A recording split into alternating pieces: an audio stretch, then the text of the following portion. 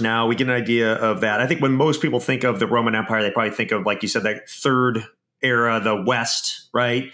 And the West had spread itself out, so far, and it was trying to manage all of that. And that was a challenge for it. But it also had, I would say, an unserious political environment too.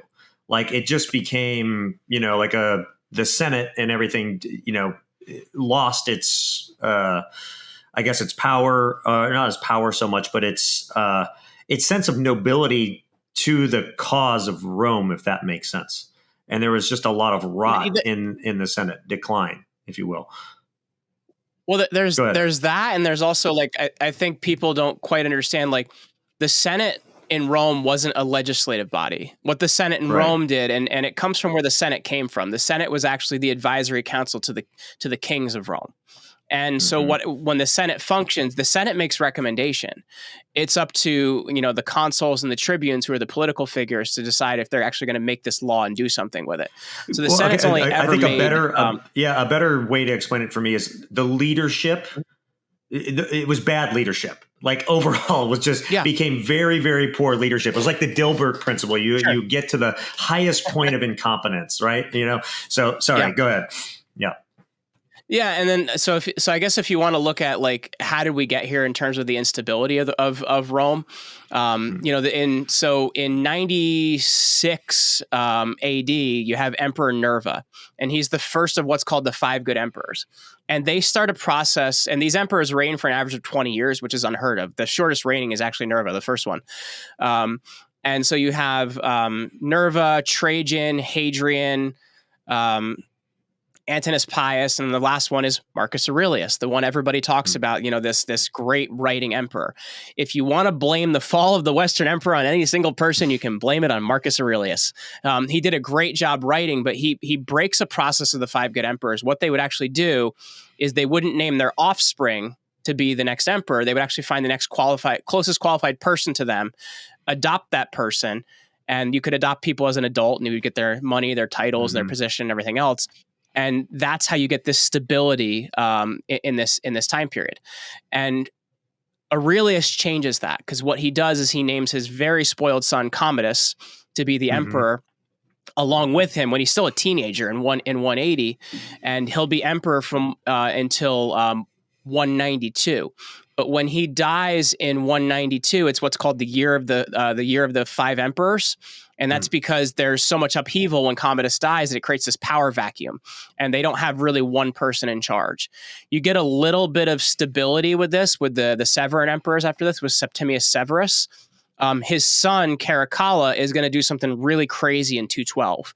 He actually takes all of the people living in the Roman provinces and he gives them citizenship. So overnight, you have 30 million people get citizenship. And they had citizenship without the vote, because there was 2 types of citizenship. There's citizenship with the vote and citizenship without the vote. So what citizenship without the vote meant is, number one, you could tax them, which is why Caracalla is giving them citizenship. Right. And number 2, they were entitled to a lot of social programs. So now you have 30 million new people that are now draining the system. The number one thing people got as far as a social program was there was a basic allotment of grain for every person in Rome. So they were feeding everybody. So that's a major problem that happens in 212.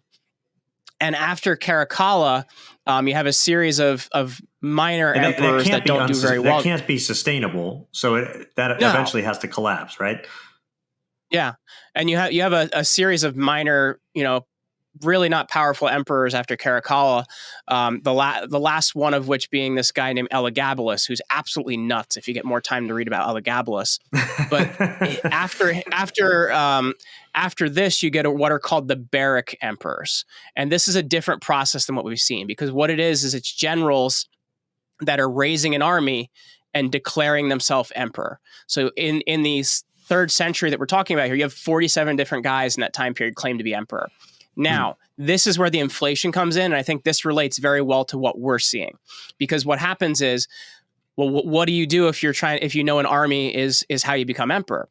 Well, you're going to enlarge the army by, number one, bringing in barbarians to serve in that army, because you don't have enough Romans at this point, because in the late 2nd century, there's a plague called the Antonine Plague, where you have the population of Rome loses around 10%. So it's pretty substantial to the military population.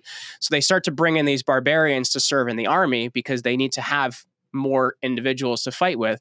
Well, then what do? You pay these people, right? So when you realize that your power comes from the army and you pay these people and you don't have enough money, what do you do with your coins? You cut pieces off of them to clip them, or you add other base metals to them that make them appear valuable. So this is what starts to happen. Inflation starts, but the problem too is it creates a problem of confidence, because now the Roman people don't have confidence in their currency because they know that the currency doesn't have value. And this is, to me, this is really the thing that starts to destroy a society, because they're expanding the military, just like we've done here in the US, and they're running away with inflation to pay for it, just like we had with military contractors and companies like Lockheed and Boeing and whatever it might be to pay for those things here. So that ends up being the thing that creates this massive inflation problem. So you have this new group of people coming in and getting all these social programs. You're paying for a military to basically, give you power.